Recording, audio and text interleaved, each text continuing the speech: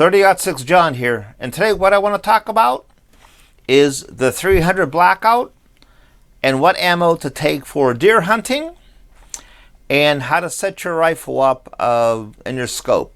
So keep on watching, and I hope you enjoy the video.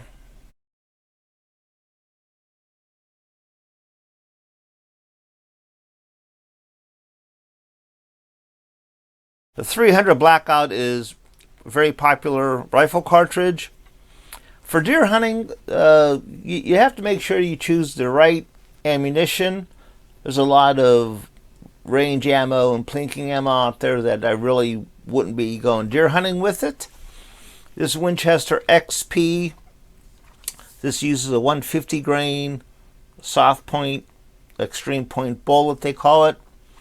It says right on the box it's made for deer hunting. As an example here, this Arms Corps ammunition, this is a 147 full metal jacket bullet.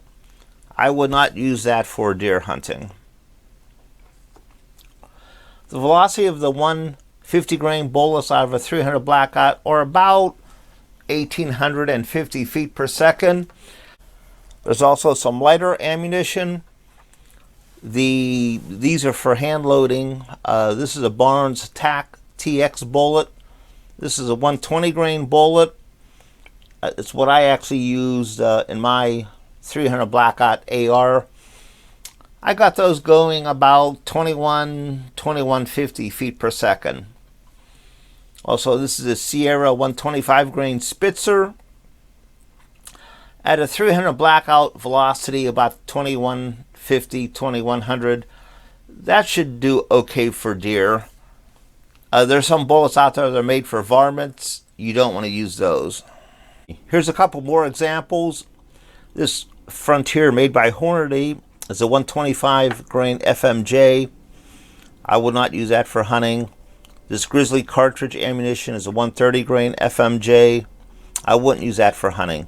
The Grizzly ammunition here, it actually says right on the box, made from new cut down 223 556 brass. That is one advantage of the 300 Blackout, is that you could make the brass casings for it out of 223 and 556 brass. Loading for the 300 Blackout is pretty easy. You could either take 223 brass, cut it down and resize it, cut it to length. I've done it that way, but factory brass is pretty common these days. For powder, any Magnum pistol powder works. I've used Lil Gun here, worked pretty well for me.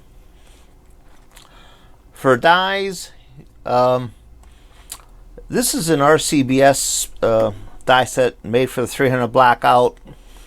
The SB on the die set means it's small base, so it resizes it down a little bit more than a standard die set, and the T/C means it's a taper crimp.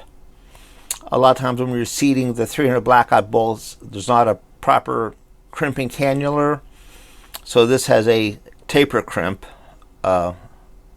A lot of people use AR-15s in 300 Blackout for hunting. That's what I have right here. This is just a complete upper that I bought from Midway USA. It's an Anderson lower. I added all the parts kits and everything like that. For a scope, since I take this for hunting, I have a little bit more magnification than some people would think they would need. This is a Vortex 3:9 scope. Works okay. A friend of mine used his AR-15 and 300 Blackout, and on one hunting trip he got a respectable buck and a small black bear. He was using I believe it was SIG ammo, using some type of 110 grain all copper bullet. Wasn't a hand load, it was SIG factory ammo. Another friend of mine uses a bolt action 300 Blackout. I think it's a Ruger Ranch rifle. He's gotten a few black-tailed deer with that. He uses subsonic ammunition.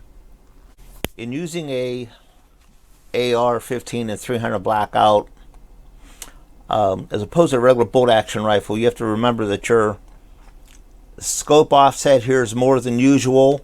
So when you figure out your drop table, you have to take that into account. Where a lot of bolt action rifles, it might be 1.5 inches. ARs are usually 2.5, 2 3/4 inches. It does make a difference on your drop table.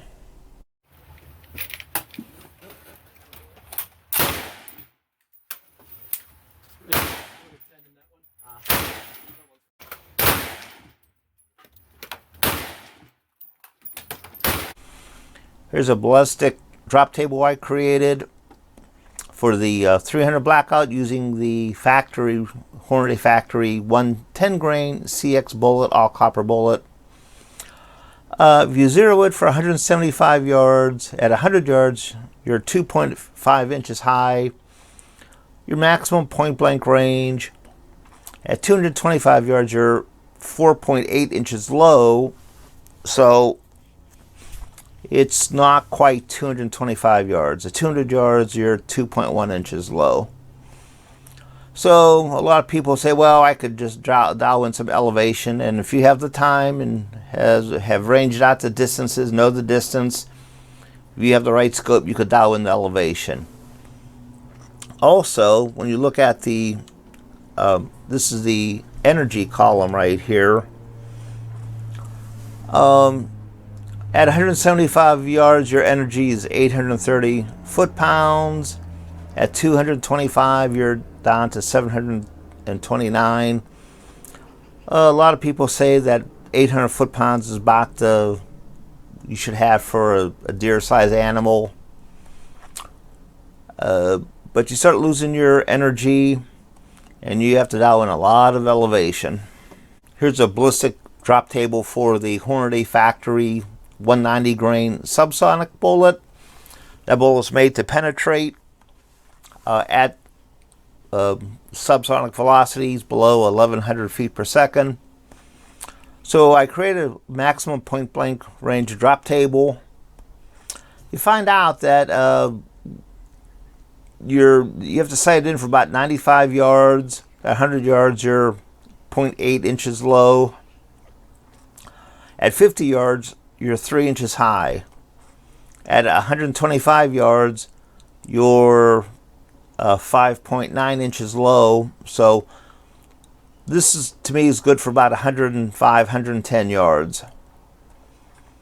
Once again, a lot of people say they could dial in the elevation, and if you have the time and you have the scopes, you could dial in the elevation. That works. But the other question or issue that you have is when you look at the energy, it's very low here.